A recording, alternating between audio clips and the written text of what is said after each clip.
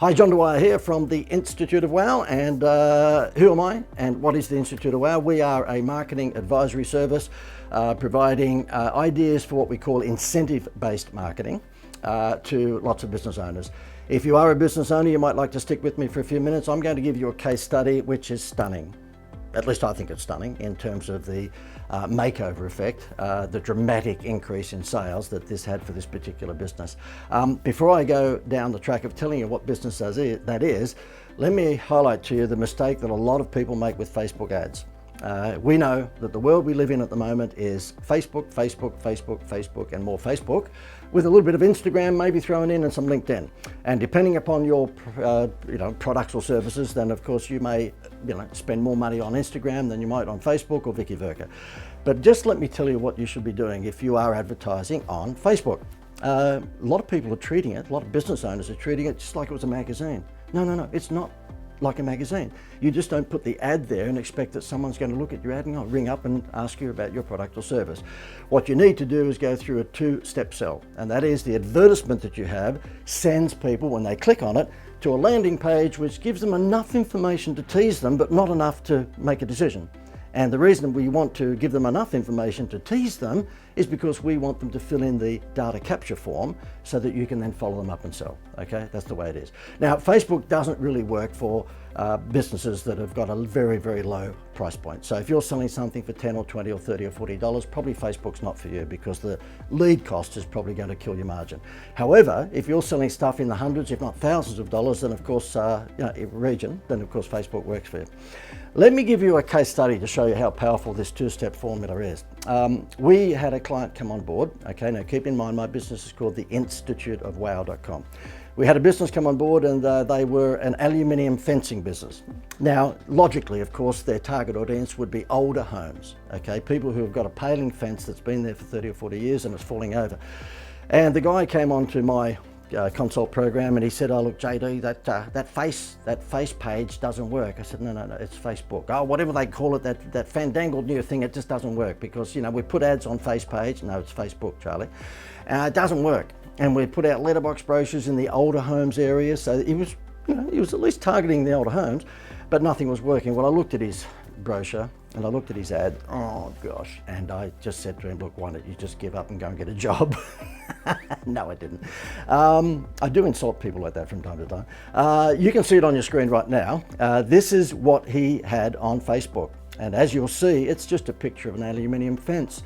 So what did he fall into? What trap did he fall into? He fell into the trap of highlighting the features. No one gives a crap about your features. It's all about the benefits. If we worried about the features, then Jenny Craig would be showing a picture of a bowl of rice on all of her weight loss ads, okay? But she doesn't. She shows before and after.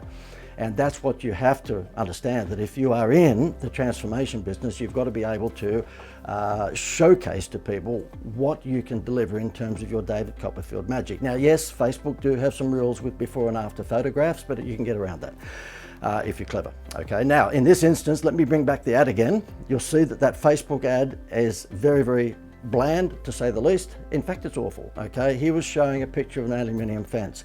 So I said to him, "Look, do you want to get out of the way and we'll fix this for you?" He said, "Yes, please." And what we did is that we targeted, yes, the older suburbs in this particular area of New South Wales, and we came out with this ad. Now have a look what we've done there. We're actually running now, or we ran then, the ugliest back fence in Australia contest, because what we were wanting to do is to flush out leads for him of people who were in an older home with an old crappy fence that was falling over. And we said, listen, if you'd like to win an aluminium fence makeover, just take a photograph of your crappy falling down fence, post it to our Facebook page, and you're in the chance to win an aluminium fence makeover. Guess what happened? He got 2 years worth of leads in 3 days. We spent $704 on Facebook for him in 3 days, and he got 2 years worth of leads. Rang me up and said, "Please stop the advertising campaign on Facebook. We can't take any more." Now, is it a clever idea to, flush out people who've got a crappy fence by saying, "Would you like to win a good fence?" Yes, it is. And, we've not just done it with fences, we've done it with lots of other businesses since then, because what we're doing is getting the prospects to glow in the dark. The people with a crappy fence are the people who are going to want a good one. And of course, when they actually enter the contest and provide all their details, and the contest finishes in a week's time, guess what? we contact them, or not we, but the aluminium fence guy contacts them and says, look, you didn't win, but obviously you've got a terrible fence. Let us quote on how we can fix that for you. I mean, it's just a database from heaven. Another quick one was a kitchen company. It was a kitchen renovation company, and we did the same thing. Okay, we said, look, take well, actually, we didn't do exactly the same thing in terms of take a photo of your crappy kitchen. We could have done that.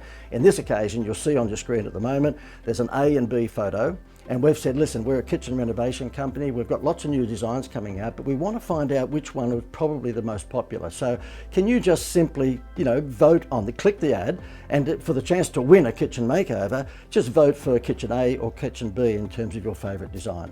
So same principle, they click the ad, they go through to a landing page, and on that landing page it says have the chance to win a $10,000 kitchen makeover, which of course doesn't cost the kitchen company anything like that, it's just labour mainly, and you're in with a chance, so therefore just vote A or B. So we've turned it into a survey. That's another trick that you might like to think about when you're using Facebook ads, turn it into a survey. The reaction from that was exactly the same. I think it wasn't quite 2 years worth of leads in 3 days. I think it was something like 6 months worth of leads in the first week, okay? We're talking about a considerably bigger ticket price there, so therefore it was proportionate in terms of its reaction, or the reaction they got to the aluminium fence guy. But I think you'd be pretty happy as a business owner if you end up getting 6 months worth of leads in the space of a week with Facebook ads. In that instance, I think we spent something like $900 and something over that week, and he had 6 months worth of leads. Now, if he's selling kitchen makeovers, which probably are between $5 and $10 grand each, I think he's pretty happy to get 6 months worth of leads for $900. So there you have it, okay? It's all about making sure that if you're going to use Facebook, you use a tease mentality, a problem solution mentality, get them to click on the ad, go through to a landing page, collect their data, and then remarket to them there. By the way, one thing I have to say to you, if you're interested in what we call incentive-based marketing, and that is providing people with a Happy Meal toy to buy your products or services, then you might like to click the link above or below me here, because what we'll do is show you how you can actually use Facebook very, very powerfully, or Instagram or LinkedIn, but let's just say Facebook as being one example, to drive traffic to a landing page, because you are offering people, wait for it, a free holiday.